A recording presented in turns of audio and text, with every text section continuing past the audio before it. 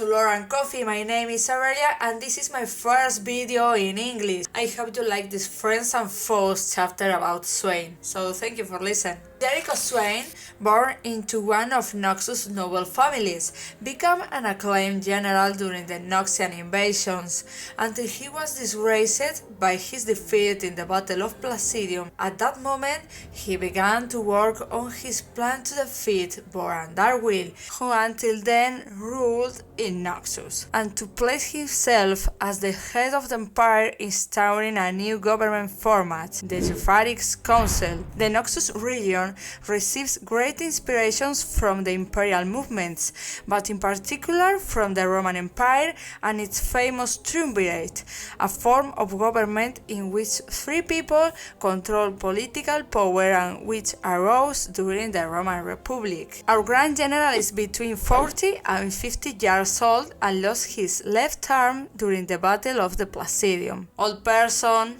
without left arm, pretty similar to Renata Glask. The smallest difference between them is that he has completely grey hair from age and, of course, stress. And this alliance is manifested in various parts of his body, not only his arm, but also in those red sides of his or the shape of his eyebrows, which give him a powerful and evil appearance. Also, everything in his splasher gives him an aura of power, both from the demonic strength and from the might of the empire. If we take a look at his shoulder pads and cape, they resemble the beak and the wings of a raven, iconography linked to Rome. At the same time, his clothes represent the empire with Noxian aesthetic due to the black colors, the straight shapes or the very defined angles, and that darkened metal. But what really defines the image of Swain's power are the three symbols.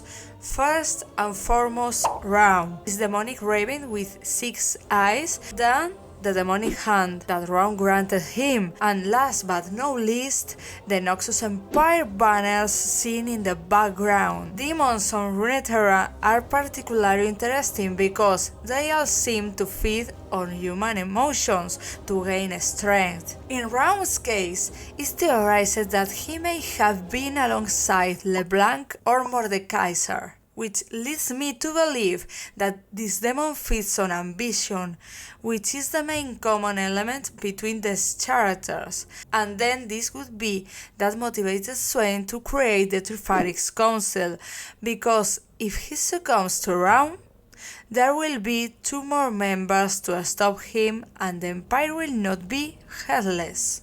Leaving aside the character, the most important thing for a Grand General are his contacts. Let's see who are the Swain's most prominent friends and enemies. First of all, we have the Pale Woman, who is behind the Black Rose, an organization that Swain's oppose, and she was also the real ruler of Noxus behind Boran Darwill. She has also tried to eliminate the Grand General on numerous occasions, one of them when he was sent to the Ionian Wars to fight in the Battle of Placidium, where he lost his arm at Aurelia's hand. Imagine being a renowned general and being defeated in such a way by a 14-year-old girl. When he was defeated and laid on the ground awaiting his death, a raven appeared. This raven contained a great darkness inside itself and revealed to Swain that the Black Rose is behind everything, as it was never defeated, contrary to what he thought. And although this raven was a Raum, it was linked to him, and when the general returned to Noxus as a cripple, he begins to build his plan to defeat Boran Darwill, and by the night he took the throne of Noxus, his physical condition had been already restored by the demon. This is why Raum will be his greatest collaborator, but not his ally, as his fate is sealed by the demon. Taking Noxus' throne was one of the turning points in Jericho Swain's life, and to do it he surrounded himself with allies and eliminated threats. One of the threats was Urgot, who was loyal to Boram Darwill. Swain had to get Urgot out of the way, and he sent him to Son to work in the mines. On the other hand, there are his allies, without whom it would have been impossible to take control of the Noxian throne. First of all, it's important to mention the other two members of the Trifarix Council.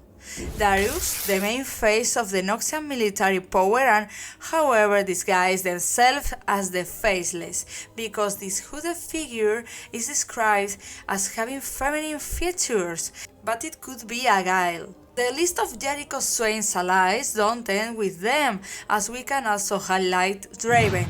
Swain contacted Draven to involve him on his attack on the Noxian throne, and afterwards Draven was in charge of executing the opposing nobles in the arena. It's also believed that he could be the real reason why Darius got involved in this event. And finally, we can highlight Katarina, not because of her, but because of her father, Marcus Ducuto, who was one of Swain's greatest allies and had a great influence within the Assassin's Guild. As for Katarina, right now she performs contract killing for Noxus, and who knows what famous figures may have fallen under her blades by order of the Grand General. You may have noticed that I haven't mentioned Vladimir or Swain's parents, whom he himself murdered out of loyalty to Noxus. This is because Jericho built new links since his rise to power. Such is the case of Auroch, the Minotaur, who could be a disciple of the Grand General, or at the very least, he feels great admiration for him and considers Noxus his home. And then, we can also mention Sion. He was the one who assassinated King Jarvan first, and his body was taken back to Noxus and buried with full honors. Sometime later, the Black Rose used the magic of blood to bring him back to life, maybe using blood from the Light Childs. After Sion's resurrection, he was uncontrollable and eliminated allies and enemies alike, forcing Boram Darwill to lock him up until he was found by Swain, who doesn't hesitate to use him for the glory of Noxus. And finally, although not a person, I'd like to highlight the Leviathan, Swain's battleship and pride of Noxus. This ship was stolen by Gangplank. As you can see, Swain has no shortage of contacts, and while going through all of them, we can review the contemporary history of Noxus and part of his past. If you like this video and you want to know everything about your favorite character, tell me in the comments. And the most voted will be the star of the next Friends and Foes chapter. Thank you very much for watching the video until the end. See you later!